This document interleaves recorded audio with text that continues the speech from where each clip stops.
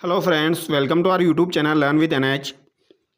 आज के इस वीडियो में दोस्तों हम राजस्थान के साहित्य के बारे में पढ़ेंगे। साहित्य से रिलेटेड दोस्तों कुछ इंपॉर्टेंट बातें हम देखने वाले हैं।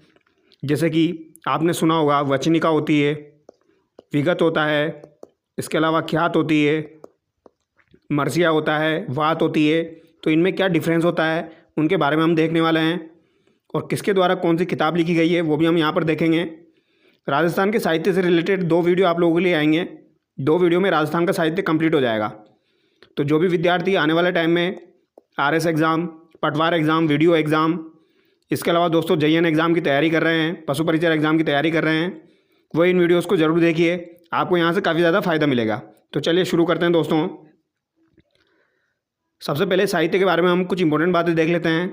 जैसे कि प्राचीन काल जो है 1050 से 1450 ईस्वी का यह समय वीर गाथा का काल था। यानी कि 1050 से लेके 1450 ईस्वी यानी प्राचीन काल जो था उसे वीर गाथा का काल कहा जाता है। यह आपको ध्यान रखना है। श्रीधर व्यास की रणमल छंद इस समय की प्रमुख रचना है।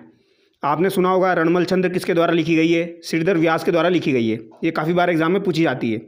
बट ये किस समय की है? तो ये प्राचीन काल की है, और इसमें वीर गाथा का उल्लेख है, ये भी आपको ध्यान रखना है। यानी ये वीर गाथा काल की हो जाएगी। तो रणमल छंद आपकी श्रीधर व्यास के द्वारा लिखी गई है, और इसका संबंध किससे हो जाएगा दोस्तों? प्राचीन काल से हो जाएगा, वीर गाथा काल से। इसके बाद देखिए पूर्व मध्यकाल। पूर्व मध्यकाल जो है ये 1450 ईस्वी से लेके 1650 ईस्वी को कहा जाता है, और ये इस समय को भक्ति काल कहा जाता है दोस्तों। इस समय को क्या कहा जाता है? भक्ति काल कहा जाता है। ये आपको ध्यान रखना है, ठीक है। तो ये आपसे एग्जाम में पूछा जाता है भक्ति काल का समय कौन सा था? तो 1450 ईस्वी से लेके 1650 ईस्वी हो जाएगा, ठीक है। और 1050 ईस्वी से लेके 1450 ईस्वी जो है ये आपका वीर गाथा काल हो जाएगा। आगे देखिए उत्तर मध्यकाल। अब दोस्तों उत्तर मध्यकाल जो है ये आपका 1650 से लेके 1850 ईस्वी हो जाएगा। इस समय श्रृंगार, रीति, नीति का काल था। ये आपको ध्यान रखना है। तो श्रृंगार रस, रीति, नीति का काल कौन सा काल हो जाएगा आपका? उत्तर मध्यकाल हो जाएगा। 1650 ईस्वी से लेके 1850 ईस्वी। यहाँ से एग्जाम में सवाल पूछा जा सकता है दोस्तों, इसीलिए इन चीज़ों को ध्यान से पढ़ना है। आधुनिक काल किसे कहा जाता है? 1850 ईस्वी के बाद का जो काल है, जो वर्तमान समय का काल है, उसे आधुनिक काल कहा जाता है। और बांकीदास और सूर्यमल मिश्र ने इस समय युवाओं को जागृत करने का काम किया था। किस काल में? आधुनिक काल में। यह आपको ध्यान रखना है। इसीलिए बोला जाता है आधुनिक काल के जो कवि है वो किसे माना जाता है? सूर्यमल मिश्र और बांकीदास को माना जाता है। आगे देखिए अब राजस्थान साहित्य की कुछ प्रमुख शैलियाँ हैं, उनके बारे में हम देखेंगे। जैसे कि विगत होगी, वचनिका हो गई, ख्यात हो गई, वात हो गई, मरसिया हो गया। इनमें क्या डिफरेंस होता है, जो कि सबसे इंपॉर्टेंट है। अभी आपके सेट के एग्जाम में पूछा गया था दोस्तों वचनिका, जो कि गद्य और पद्य का मिश्रण होता है। अब वचनिका में किन बातों का उल्लेख किया जाता है वो हम यहाँ पर देखेंगे। सबसे पहले हम ख्यात के बारे में देख लेते हैं। ख्यात जो होती है दोस्तों ये संस्कृत के ख्याति शब्द से बना है। ख्यात जो है ये संस्कृत के ख्याति शब्द से बना है।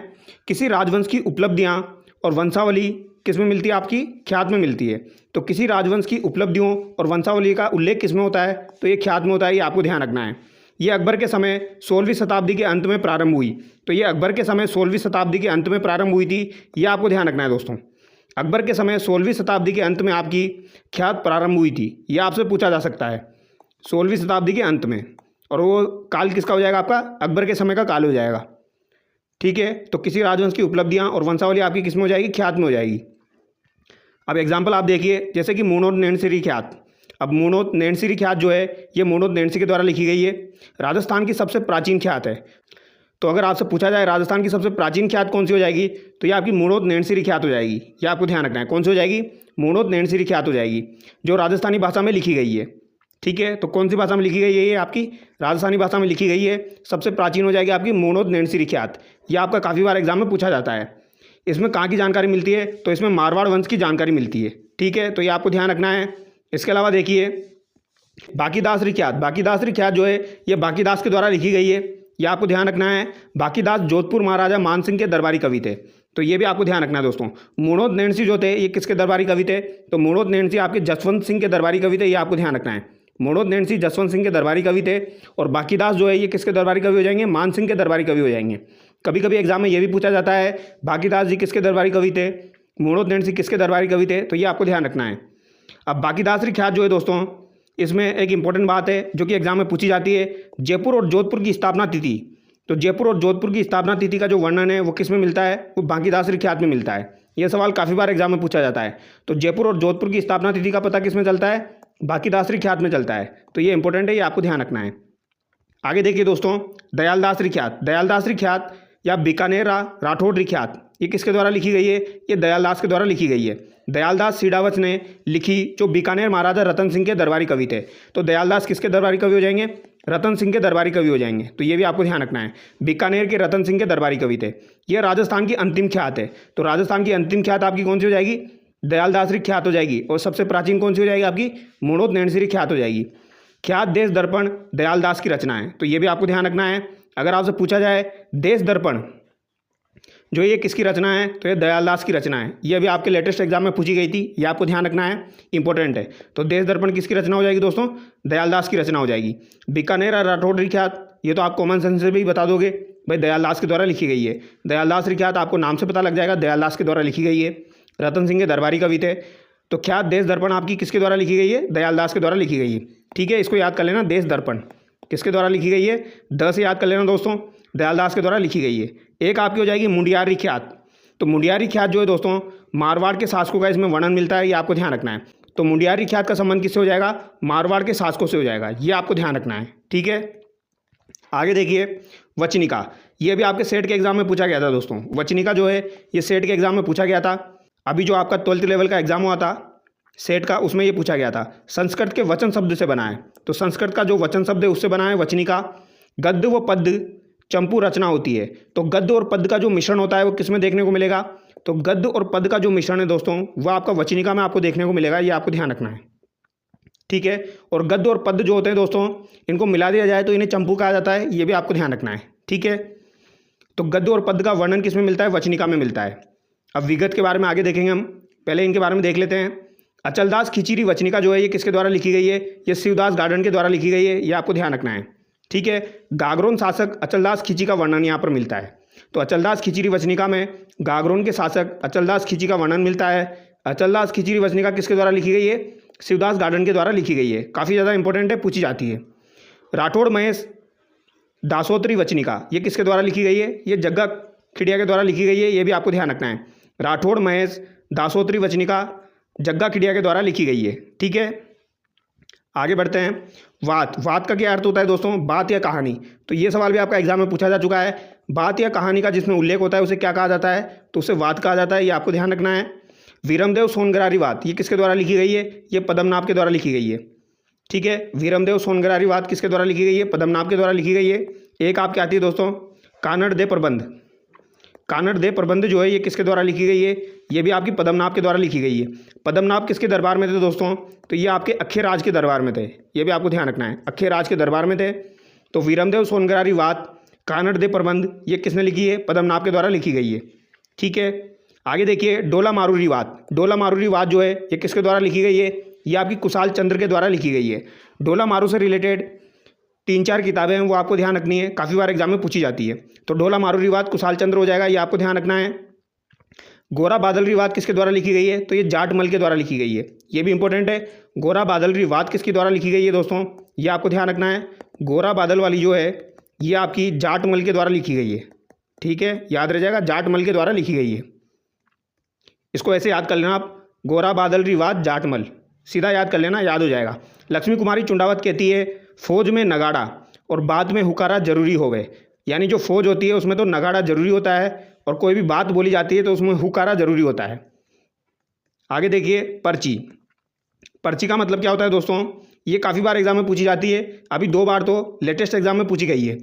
संत महात्माओं का जीवन परिचय जो होता है वो पर्ची में होता है, जिस रचना में मिलता है उसे पर्ची कहा गया है। तो संत महात्माओं का जीवन परिचय जिस रचना में मिलता है उसे क्या कहा गया है? उसे पर्ची कहा गया है। जैसे कबीरी पर्ची, रैदासरी पर्ची, मीराबाईरी पर्ची, ये आपको ध्यान रखना है। ठीक है, तो ये पर्ची आपको ध्यान रखना है संत महात्माओं का जिसमें वर्णन मिलता है उसे पर्ची कहा जाता है। आगे देखिए प्रकाश। प्रकाश जो होती है ये भी इंपॉर्टेंट है, विशेष उपलब्धियों घटना पर प्रकाश डाला जाता है। तो ये आपको ध्यान रखना है, कोई विशेष घटना हो या कोई विशेष उपलब्धि हो उस पर जब प्रकाश डाला जाता है तो उसे प्रकाश कहा जाता है, ये आपको ध्यान रखना है। जैसे कि राज प्रकाश जो है ये किसके द्वारा लिखी गई है? किशोर दास के द्वारा लिखी गई है। राज प्रकाश जो है ये किशोर दास के द्वारा लिखी गई है और सूरज प्रकाश जो है ये कर्णिदान के द्वारा लिखी गई है। ये काफ़ी बार आपके एग्जाम में पूछी जाती है दोस्तों। सूरज प्रकाश जो है ये कर्णिदान के द्वारा लिखी गई है और राज प्रकाश आपकी किशोर दास के द्वारा लिखी गई है। ये दोनों आपको ध्यान रखनी है, इसमें सूरज प्रकाश ज़्यादा इंपॉर्टेंट है। तो सूरज प्रकाश किसके द्वारा लिखी गई है? कर्णिदान, राज प्रकाश, किशोर दास, याद रह जाएगा। आगे बढ़ते हैं। आगे देखिए, मरसिया, किसी व्यक्ति विशेष की मृत्यु पर शोक प्रकट करने के लिए मरसिया काव्य की रचना की गई। जैसे कि राणे जगपतरा मरसिया। मरसिया क्या होता है? जब किसी की मृत्यु हो जाती है तो उस पर शोक प्रकट करने के लिए जिन काव्यों की रचना की जाती है उन्हें मरसिया कहा जाता है। राणे जगपतरा मरसिया लिखा गया था दोस्तों मेवाड़ महाराणा जगत सिंह की मृत्यु पर शोक प्रकट करने के लिए। तो ये सवाल अभी आपका एग्जाम में पूछा गया था। राणे जगपतरा मरसिया किस शासक की मृत्यु पर लिखा गया था? तो महाराणा जगत सिंह। नाम से पता लग रहा है, जगपत यानी कि जगत सिंह। ठीक है। एक और बात आपको ध्यान रखनी है जो कि आपके फ्यूचर के एग्जाम में पूछी जाएगी दोस्तों, नेक्स्ट एग्जाम में डेफिनेटली पूछी जाएगी। कल्ला रायम लोथ ने पृथ्वीराज राठौड़ से अपने मरसिये जीते जी लिखवाए थे। तो कल्ला रायम लोथ ने पृथ्वीराज राठौड़ से अपने मरसिये जीते जी लिखवाए थे, ये बात आपको ध्यान रखनी है। ठीक है। किससे लिखवाए थे? पृथ्वीराज राठौड़ से। किसने लिखवाए थे? कल्ला रायम लोथ ने अपने मरसिये जीते जी लिखवाए थे। मरने के बाद लिखते हैं बट इन्होंने जीते जी लिखवाए थे, तो इंपॉर्टेंट बात है, पूछी जाएगी। आगे देखिए, रासो। रासो जो होता है दोस्तों राजा की महानता, वीरता और युद्ध का जो वर्णन है वो किस में मिलता है? रासो में मिलता है। ये आपको ध्यान रखना है। रासो में दोस्तों महानता का वर्णन मिलेगा, वीरता का वर्णन मिलेगा और युद्ध का वर्णन मिलेगा। ये आपको ध्यान रखना है। जैसे कि पृथ्वीराज रासो ये चंद्रबरदाई के द्वारा लिखी गई है, ये आपको ध्यान रखना है। ये वही चंद्रबरदाई है जिसका जन्म कहाँ पर हुआ था? लाहौर में हुआ था। तो पृथ्वीराज रासो चंद्रबरदाई के द्वारा लिखी गई है, ये आपको ध्यान रखना है। बिसलदेव रासो किसके द्वारा लिखी गई है? ये नरपति नाला के द्वारा लिखी गई है। किसके द्वारा लिखी गई है? नरपति नाला के द्वारा आपकी बिसलदेव रासो लिखी गई है दोस्तों। और बिसलदेव रासो जो है इसमें दोस्तों प्रेम प्रसंग का अधिक वर्णन मिलता है, ये आपको ध्यान रखना है। ठीक है। प्रेम प्रसंग का अधिक वर्णन मिलता है। तो कभी भी अगर आपसे ऑप्शन देके पूछा जाए बिसलदेव रासो में किसका वर्णन मिलता है और आपको दे दिया जाए वीरता, युद्ध या फिर आपको दे दिया जाए प्रेम प्रसंग, तो प्रेम प्रसंग यहाँ पर ज़्यादा करेक्ट होगा क्योंकि इसमें प्रेम काव्य का ज़्यादा वर्णन मिलता है। आगे देखिए, सगत रासो गिरधर आसिया ने लिखा जो महाराणा राज सिंह के दरबारी कवि थे। इसमें महाराणा प्रताप के छोटे भाई शक्ति सिंह की जानकारी मिलती है। तो ये भी आपको ध्यान रखना है। सगत रासो किसके द्वारा लिखा गया है? गिरधर आसिया के द्वारा लिखा गया है। वेरी वेरी इंपॉर्टेंट है। सगत रासो किसने लिखा है दोस्तों? गिरधर आसिया के द्वारा लिखा गया है। और इसमें दोस्तों महाराणा राज सिंह के दरबारी कवि थे ये। ठीक है। गिरधर आसिया महाराणा राज सिंह के दरबारी कवि थे और महाराणा प्रताप के छोटे भाई शक्ति सिंह की जानकारी इसमें मिलती है, ये आपको ध्यान रखना है। ठीक है। तो महाराणा प्रताप के छोटे भाई की शक्ति सिंह की जानकारी किसमें मिलती है? तो सगत रासो में मिलती है जो कि गिरधर आसिया के द्वारा लिखी गई है। और ये किसके दरबारी कवि थे? ये राज सिंह के दरबारी कवि थे। ठीक है। राज सिंह के दरबारी कवि थे। आगे देखिए, खुमान रासो। खुमान रासो किसके द्वारा लिखी गई है? दलपत विजय के द्वारा लिखी गई है। इसमें मेवाड़ शासक बप्पा रावल से राज सिंह तक का इतिहास वर्णित है, यह आपको ध्यान रखना है। तो खुमान रासो किसने लिखी है? दलपत विजय के द्वारा लिखी गई है, यह आपको ध्यान रखना है। Vijaypal Raso very very important है, ये नल सिंह के द्वारा लिखी गई है।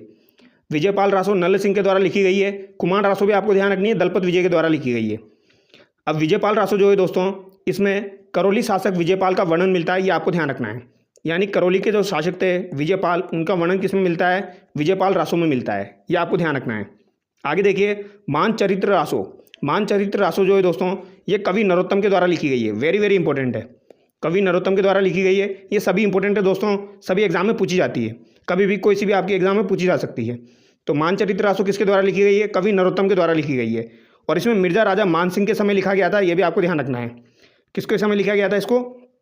मिर्जा राजा मान सिंह के समय लिखा गया था।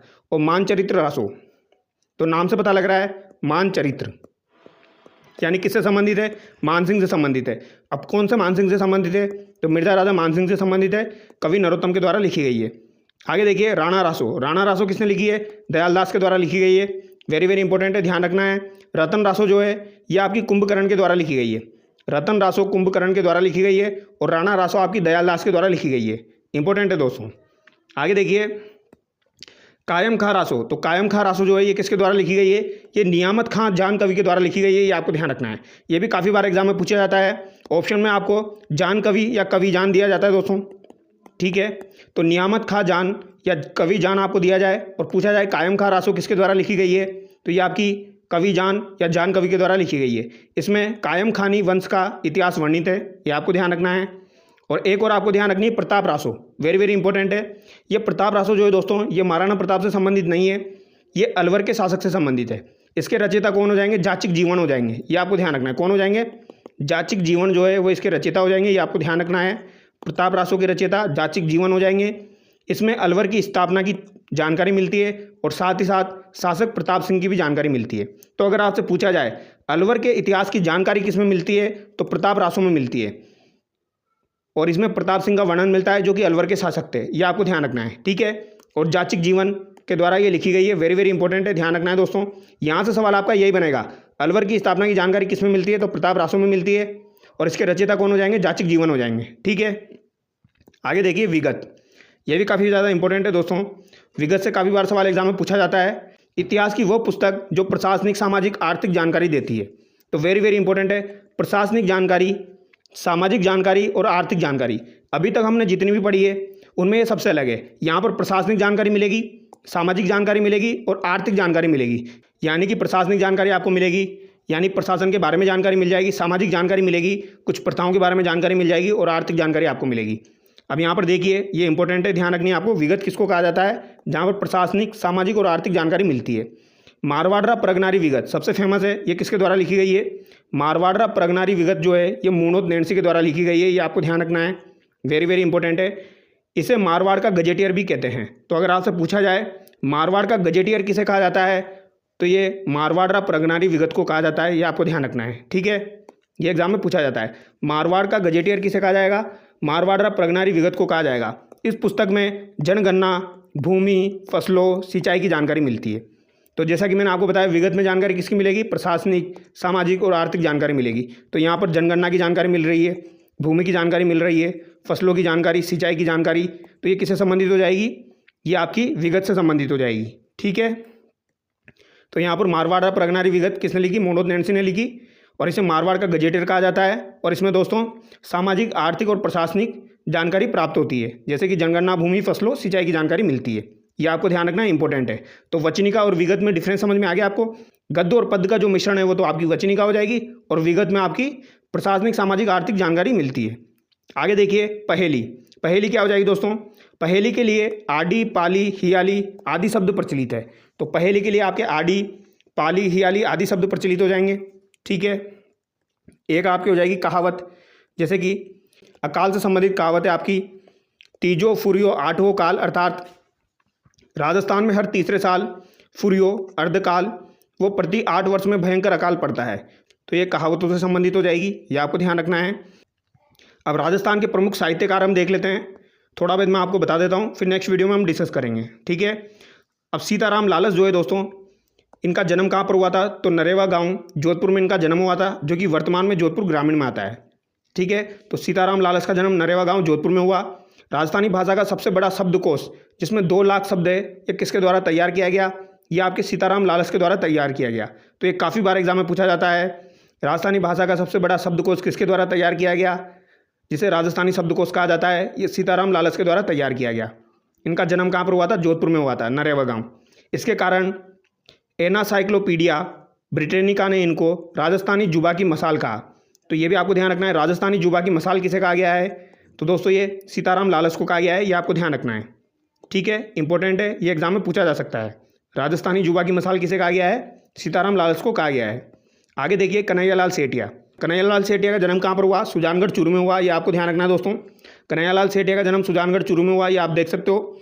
इनकी प्रसिद्ध कविता पातल और पीतल है, तो ये आपको ध्यान रखना है, पातल और पीतल ये किसकी हो जाएगी, ये आपकी कन्हैयालाल सेठिया की हो जाएगी। इनका जन्म सुजानगढ़ चूरू में हुआ।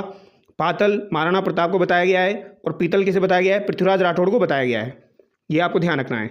इसके अलावा इनकी कुछ प्रमुख रचनाएं हैं, जैसे कि धरती धोरारी, वेरी वेरी इंपॉर्टेंट है। धरती धोरारी किसके द्वारा लिखी गई, ये आपकी कन्हैयालाल सेठिया के द्वारा लिखी गई। लिल्टास आपको ध्यान रखनी है। जमीन रो धनी कुण, ये भी आपको ध्यान रखनी है, जमीन रो धनी कुण ये भी कन्हैयालाल सेठिया के द्वारा लिखी गई है।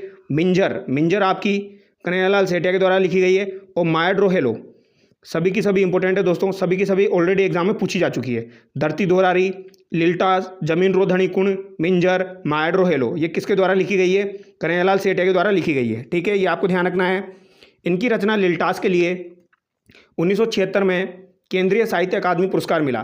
तो इनको केंद्रीय साहित्य अकादमी पुरस्कार दिया जा चुका है लिल्टास के लिए, ये आपको ध्यान रखना है। कब दिया गया, 1976 में।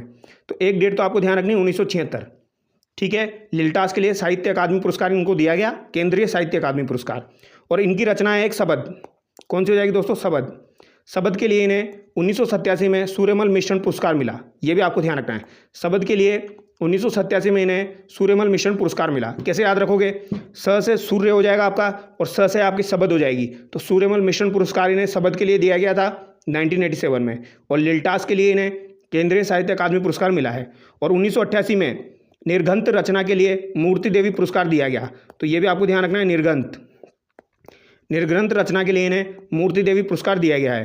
तो आपसे पूछा जा सकता है निर्ग्रंथ किसके द्वारा लिखा गया है? तो कन्हैयालाल सेठे के द्वारा लिखा गया है। कब मिला? 1988 में इन्हें मूर्ति देवी पुरस्कार मिला। अब सबसे ज़्यादा इंपॉर्टेंट है, इनको 2004 में पद्मश्री और 2012 में मरणोपरांत राजस्थान रत्न पुरस्कार दिया गया। तो 2012 में इन्हें राजस्थान रत्न पुरस्कार दिया गया मरणोपरांत, और 2004 में इन्हें पद्मश्री दिया गया था। ठीक है, तो इनसे रिलेटेड ये इंपॉर्टेंट बातें थी जो कि आपको ध्यान रखनी है।